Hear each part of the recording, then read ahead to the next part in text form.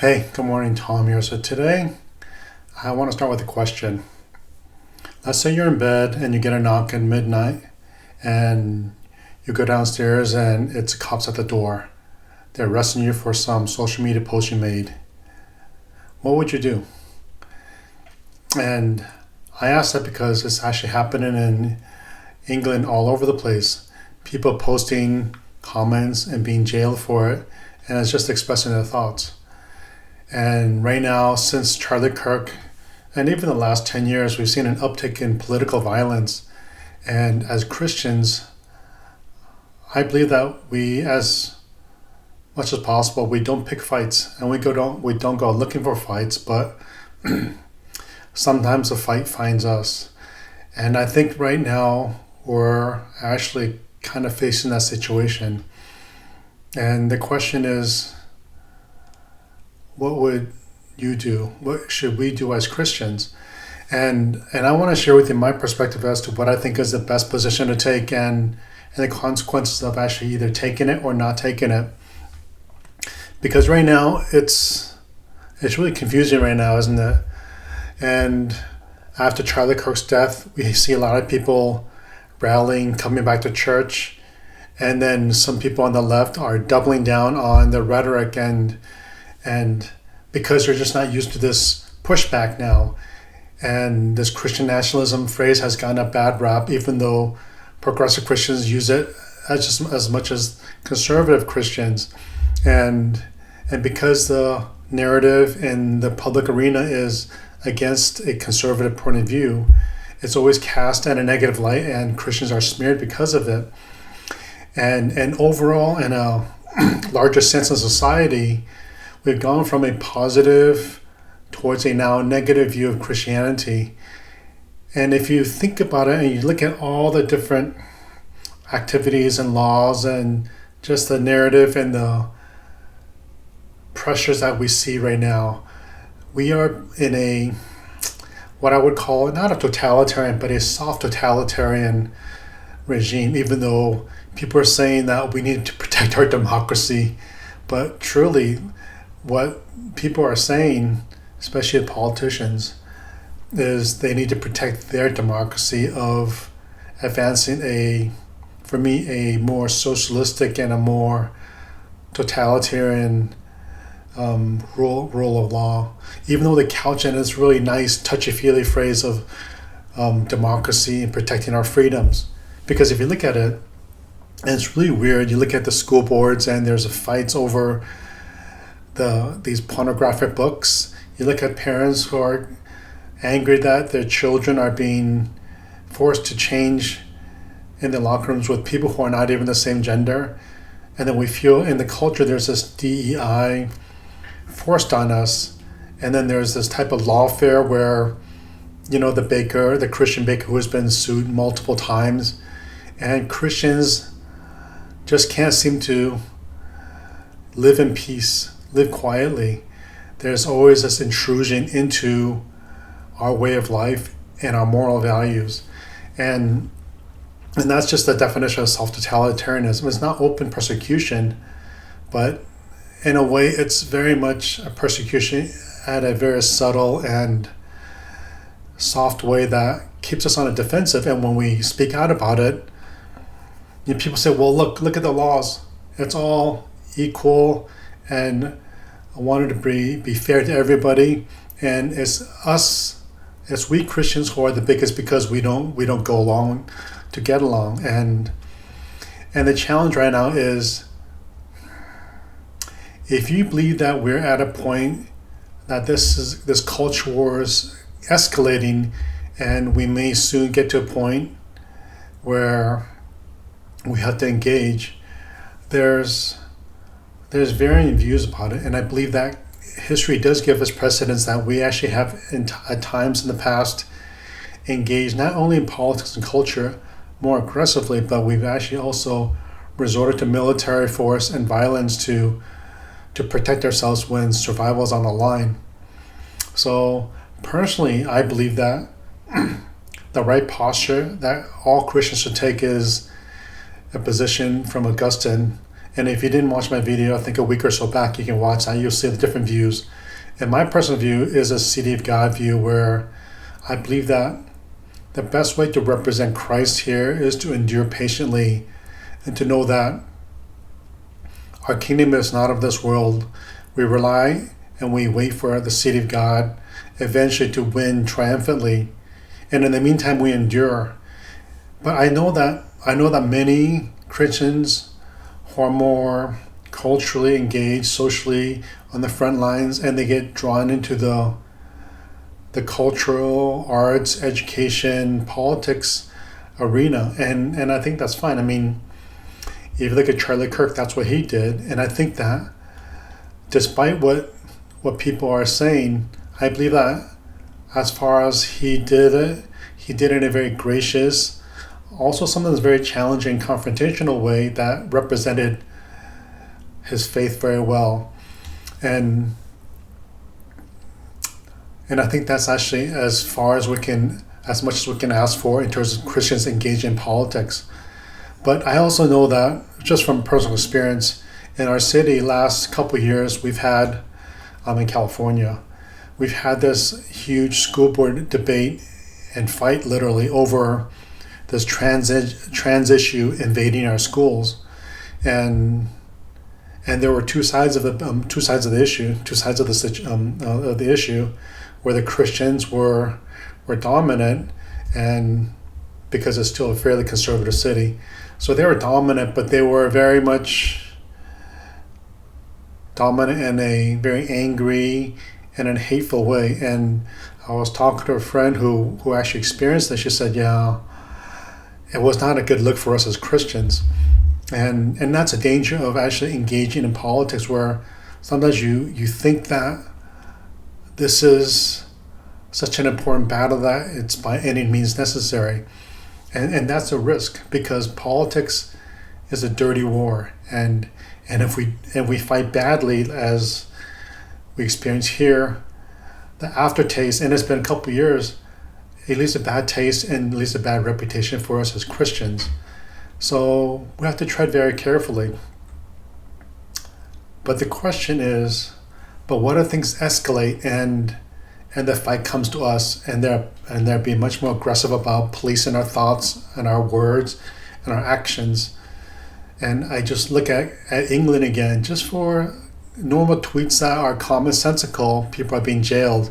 Imagine having 4 cops, and this video, there's one 80-some-year-old guy in a wheelchair was lifted out of his wheelchair and arrested just for stating something that is against the government. Well, not against government, but against what the government approved. And I believe that if the situation escalates, and if you read the fourth turning, we're in a situation right now where we're coming to a conflict, and sometimes we can't avoid it, and the fight is coming to us. Augustine, I think, has the right position. He developed this just war theory, which gives Christians a framework that resistance is permissible if it's defensive in nature, and if it's a last resort reluctantly taken up, and it's always at the defense of the poor and the helpless and the weak, and not in a very aggressive manner, and never in revenge. So the just war theory does give a foundation for why Christians can feel justified in engaging. And then if you look at Dietrich Bonhoeffer during World War II, for me, I always remember what he says, that not confronting evil in itself is evil. For example, if you were a Christian back then and a Jewish family came to you to ask you to hide them, would you do that? I would, because you're preventing a greater evil, even though you're lying to the authorities. But the question is, how much do you give credibility to authorities who are asking you to do something that's evil? All right, so sometimes faithfulness requires action, even at personal cost. I was just reading about this one Nigerian Christian, and he had 2 neighbors, 2 women who were former Muslims who converted to Christianity. And first thing he did was he took them and he took them to his pastor, and the pastor hit them because in Islam, if you leave the faith, that's apostasy, which is punishable by death. And he got a knock at them at night, and the Muslims grabbed him, imprisoned him, beat him up, trying to force him to actually give up the location of these two Christian converts. And he did not. And he was sharing that while he was imprisoned, he was fearful for his life, but he always knew that this was the right step to do. And he leaned on God. He said that he recited Psalms 23 to himself, "The Lord is my shepherd, I shall not want." And even though I walk through the valley of shadow of death, I fear no evil. Your rod and your staff, they comfort me. So well, so here's a situation. If you're the type that feels that it's not your determination or your position to actually resist and engage, but you rather endure and you simply trust God and you wait for the kingdom to come, the consequences of that is you might face hardships, you might face persecutions, imprisonment, even death, because you believe that there's a greater kingdom coming, the city of God. It is to be admired because you fully trust that God is in control and that we don't trust in the mechanisms of the earthly kingdoms. But it can look passive and fatalistic sometimes. And some people, especially Christians, can accuse you of being passive and not fully using the gifts and talents that they believe that you should to engage. And this is where, I see on Twitter, on videos, on YouTube, and different articles of Christians who are lambasting other Christians for saying you can't stay silent, you have to speak up. And some others are saying, well, no, we rely on God. And that's where the clash comes from. So that's the one side where you're just completely passive and can seem as if it's totally worthless and not doing anything. In your witnesses, it may be seen as bad witness because you're not speaking up for the least and the last and the lost who are being oppressed. But on the other hand, if you engage too much, then you risk diluting and intertwining politics with religion too much. And I just look at Europe as an example. We actually have state religions, Lutherans, Anglicans, and during its heyday when it was in power and ascendancy, it can seem as if it's powerful.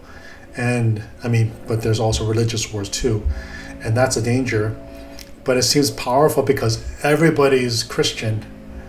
But the question is, are they truly Christian?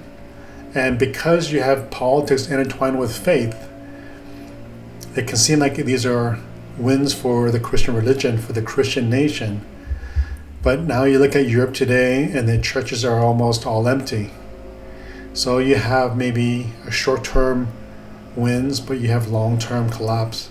If you look at the American mainstream churches, the Episcopalians, the Methodists, and their social gospel is very much a political tool. And they used it to advance what they believe was the gospel, social gospel.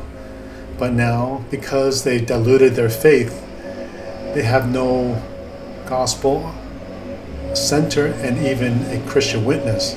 And now they're all pursuing all these trans and gay and climate, environmental causes that are peripheral to what is most important, which is preaching the gospel and living a life that is powered by the gospel as a witness to the world.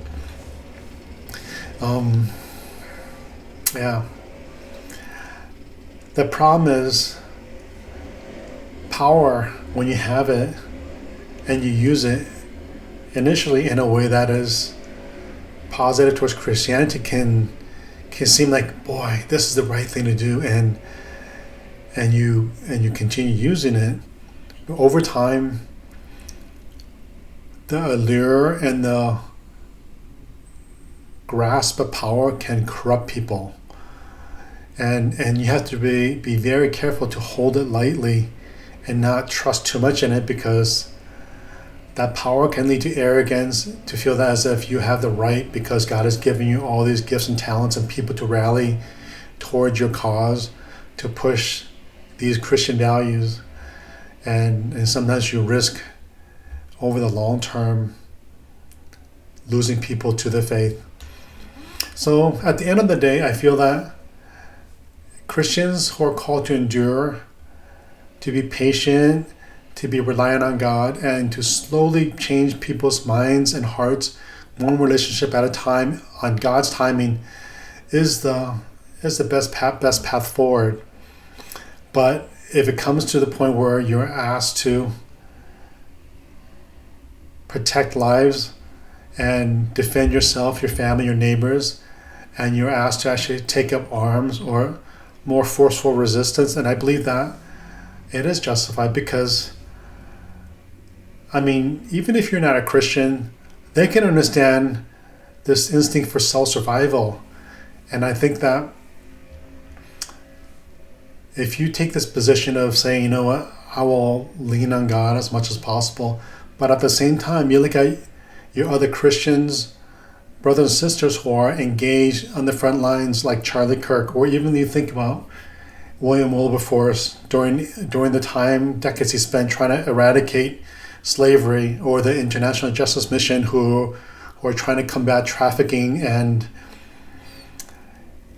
you have to remember that even though they might be doing something that you don't really agree with or that you believe is right, the unity of the body, that your position of enduring and their position of engaging, as long as you understand that there is a place for both, that unity is actually the best witness, because then people can understand, okay, there's Christians who are engaged, and if you're engaged very graciously and lovingly, that's all you can ask for. And those who are enduring, and if you're enduring and patient and trusting in God, then on our side of it, we have to just pray for God's justice and His timing to really right the wrongs that we see in the society.